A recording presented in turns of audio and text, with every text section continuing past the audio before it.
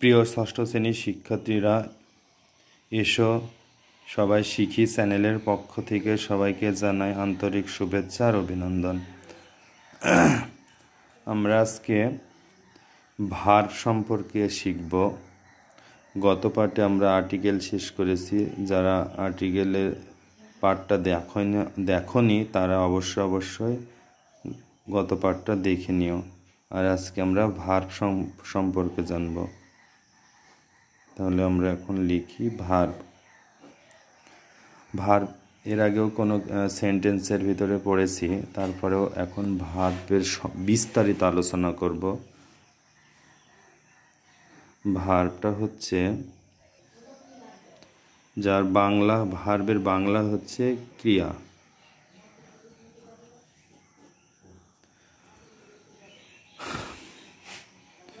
Verb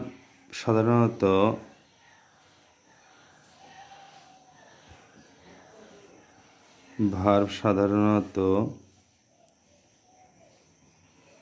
দুই প্রকার, যথা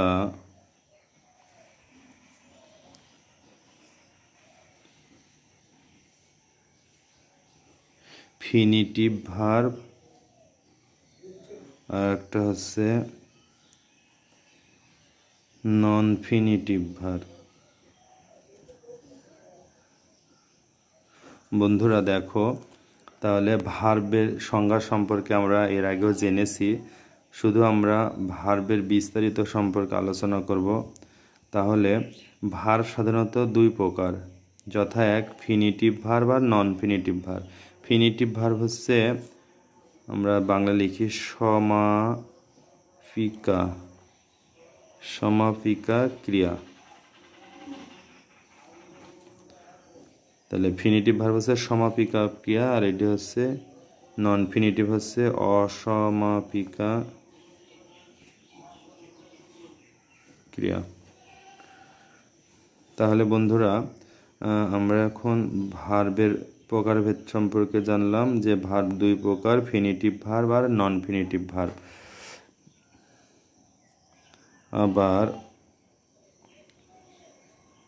এবার আমরা ফিনিটিভ ভার্ব সম্পর্কে জানি।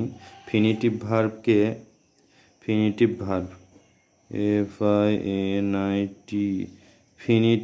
ভার্বকে দুই ভাগে ভাগ করা যায়। আবার কি ফিনিটিভ ভার্ব, এবার হচ্ছে ফিনিটিভ ভার্বকে আবার দুই ভাগে ভাগ করা যায়। একটা হচ্ছে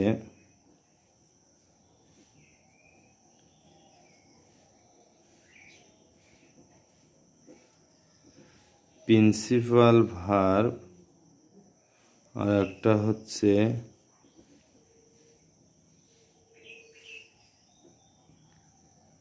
অক্সিলিয়ারি ভার্ব।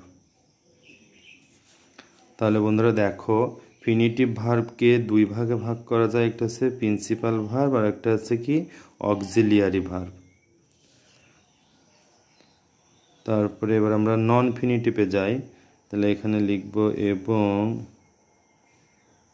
দুই নম্বর হচ্ছে নন ফিনিটিভ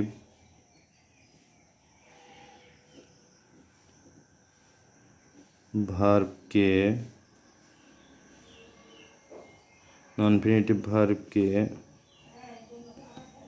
তিন ভাগে ভাগ করা যায়। তাহলে নন ফিনিটিভ ভার্বকে আবার হচ্ছে তিন ভাগে ভাগ করা যায়। একটা হচ্ছে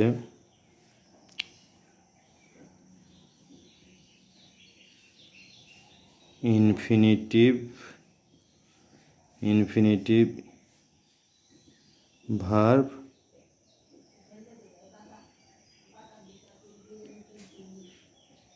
পার্টিসিপল ভার্ব,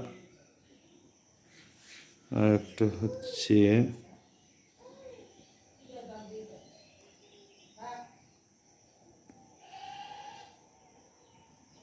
জিরান্ড ভার্ব। তাহলে বন্ধুরা দেখো, নন ইনফিনিটিভ ভার্বকে আবার 3 ভাগে ভাগ করা যায়। একটা হচ্ছে ইনফিনিটিভ ভার্ব, আর একটা হচ্ছে পার্টিসিপেন্ট, একটা হচ্ছে পার্টিসিপেল ভার্ব, আর একটা হচ্ছে জিরান্ট ভার্ব। তারপরে এবার আমরা প্রিন্সিপাল ভার্বে যাই। এ নম্বরে আমরা লিখি প্রিন্সিপাল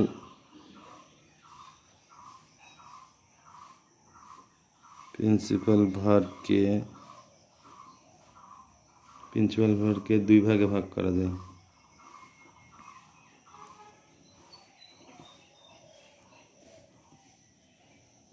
প্রিন্সিপাল ভার্বকে 2 ভাগে ভাগ করা যায়। একটা হচ্ছে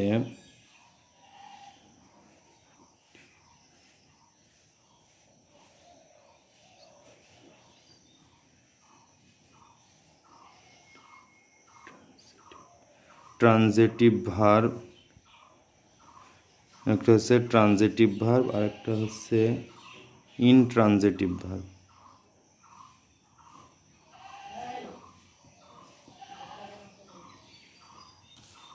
তাহলে বন্ধুরা দেখো, প্রিন্সিপাল ভার্বকে আবার 2 ভাগে ভাগ করা যায়। একটা হচ্ছে ট্রানজিটিভ ভার্ব, আর একটা হচ্ছে ইনট্রানজিটিভ ভার্ব।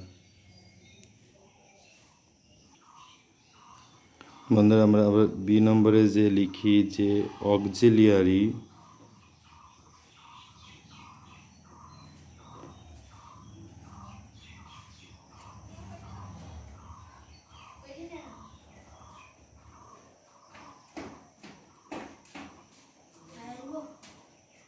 বই থেকে একটু পরে এসো, বই থেকে একটুখানি বাইরে যাও। অক্সিলিয়ারি ভার্বকে 2 ভাগে ভাগ করা যায়। অক্সিলিয়ারি ভার্বকে 2 ভাগে ভাগ করা যায়। একটা হচ্ছে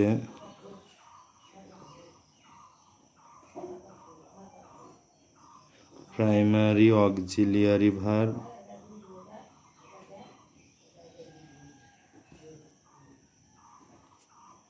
দুই হচ্ছে মডেল অক্সিলিয়ারি ভার্ব।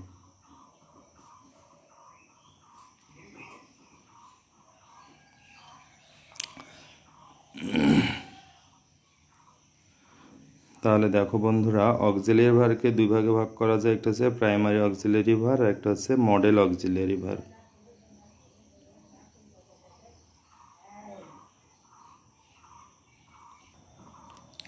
বন্ধুরা তাহলে আমরা প্রথম থেকে একটু দেখি যে আমরা কি ভার্ব হচ্ছে ক্রিয়া। আমরা সরাসরি ভার্বের প্রকার ভেদে চলে গেছি। দেখো, ভার্ব সাধারণত 2 প্রকার। বন্ধুরা অবশ্যই তোমরা মনে করে রাখবে এবং অনুসরণ করবে। শুধু আমি আজকে ভার্বের প্রকার ভেদগুলো লিখে দেব এবং বিস্তারিত আলোচনা করব পরে। শুধু তোমরা প্রকার ভেদগুলো অবশ্যই করে মুখস্থ করে নেবে। তাহলে ভার্ব সাধারণত 2 প্রকার। একটা হচ্ছে ফিনিটিভ ভার্ব আর নন ফিনিটিভ ভার্ব। আমরা বাংলা আছে সমাপিকা ক্রিয়া বা অসমাপিকা ক্রিয়া। আবার হচ্ছে ফিনিটিভ ভার্ব। এবার আমরা বন্ধুরা দেখো, এই ফিনিটিভ ভার্বকে এই যে ফিনিটিভ ভার্বকে আবার 2 ভাগে ভাগ করা যায়। একটা হচ্ছে প্রিন্সিপাল ভার্ব, আর একটা হচ্ছে অক্সিলিয়ারি ভার্ব। তাহলে আমরা ফিনিটিভ ভার্বকে 2 ভাগে ভাগ করে পেলাম, প্রিন্সিপাল আর অক্সিলিয়ারি।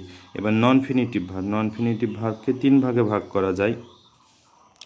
একটা হচ্ছে ইনফিনিটিভ ভার্ব, তারপরে পার্টিসিপেল ভার্ব, আর হচ্ছে জিরান্ট ভার্ব। তাহলে এখানে আবার 3 প্রকার পেয়ে গেলাম। তারপরে আমরা ফিনিটিভ ভার্বকে 2 ভাগে ভাগ করেছিলাম। তারপরে আবার প্রিন্সিপাল ভার্বকে আবার 2 ভাগে ভাগ করা যায়। একটা হচ্ছে ট্রানজিটিভ ভার্ব, আর একটা হচ্ছে ইনট্রানজিটিভ ভার্ব। বন্ধুরা দেখো, আমরা এবার অক্সিলিয়ারি ভার্বকে আবার 2 ভাগে ভাগ করেছে। এখানে আমরা পাইছিলাম প্রিন্সিপাল ভার্বের প্রকারভেদ। এবার আমরা লিখব কি অক্সিলিয়ারি ভার্বের প্রকারভেদ। তাহলে অক্সিলিয়ারি ভার্বকে আবার হচ্ছে 2 ভাগে ভাগ করা যায়। একটা হচ্ছে প্রাইমারি অক্সিলিয়ারি ভার্ব আর মডেল অক্সিলিয়ারি ভার্ব। বন্ধুরা অবশ্যই এই ভার্বের প্রকারভেদগুলো তোমরা মুখস্থ করে নেবে এবং কোনো সমস্যা হলে আমাকে কমেন্টে জানিও।